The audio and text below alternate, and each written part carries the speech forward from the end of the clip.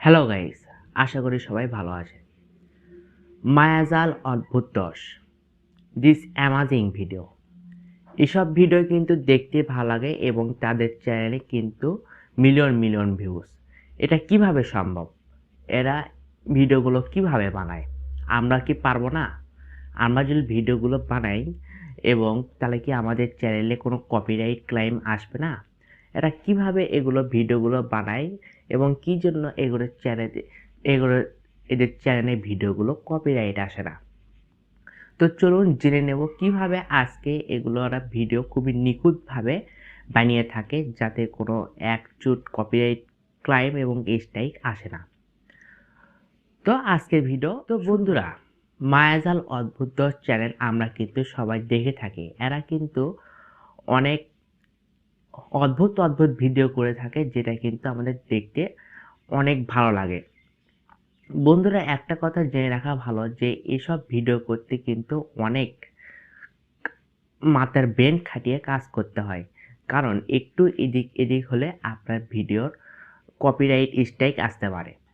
কারণ এই ভিডিওর ক্যাটাগরির চাহিদা অনেক বেশি, কারণ এই ক্যাটাগরির চ্যানেল অনেক কম লোকে খুঁজতে পারে যারা এগুলোর উপর বেশি পারদর্শী হয়ে থাকে।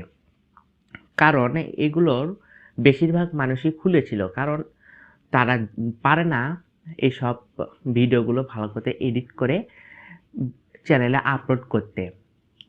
বেশিরভাগই তারা কপিরাইট স্ট্রাইক খেয়েছে, কারণ তারা বুঝতে পারে না যে মায়াজাল অদ্ভুত 10 এরা কিভাবে ভিডিওগুলো এডিট করে ছাড়ে।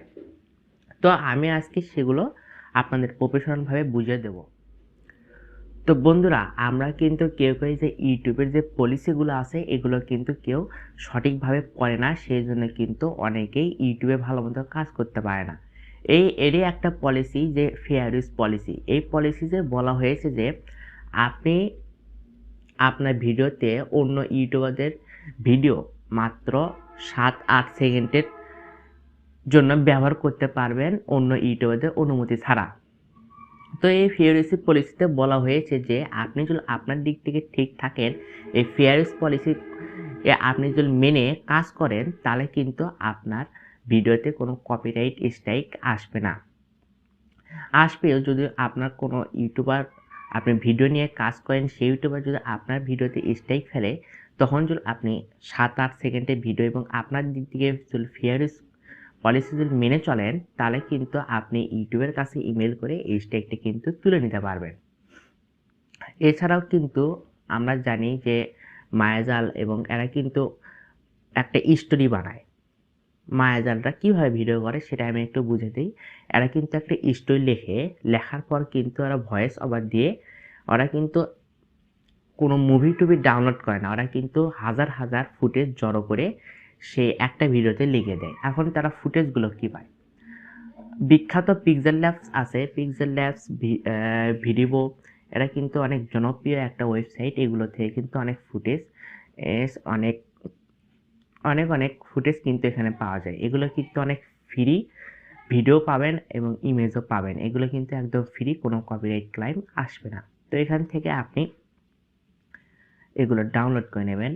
ডাউনলোড করার পর আপনি আপনার স্টোরি অনুযায়ী এবং পরপর ভিডিও অনুযায়ী কিন্তু আপনার এগুলো ফুটেজ এবং ইমেজগুলো সাজিয়ে কিন্তু আপনার এগুলো ভিডিওগুলো বানাতে হবে। তো আমি যে প্রথমে বলেছিলাম যে এগুলো ভিডিও বানাতে কিন্তু অনেক কষ্ট হয় এবং অনেক কিন্তু খাটাখাটি করতে হবে, কিন্তু এগুলো খাটাখাটি ফল কিন্তু বিফলে যাবে না। এগুলো খাটাখাটি ফল কিন্তু অনেক ভালো হবে, কারণ এসব ভিডিওতে কিন্তু মিলিয়ন মিলিয়নের ভিউজ কিন্তু পার হয়ে যায়।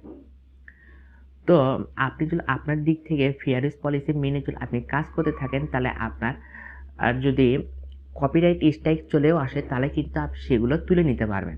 তো আপনি এইভাবে যদি কাজ করতে থাকেন, তাহলে কিন্তু আপনার কন্টেন্ট বানানো অনেক সোজা হয়ে যাবে এবং অনেক নিখুঁতভাবে আপনি কাজ করতে পারবেন।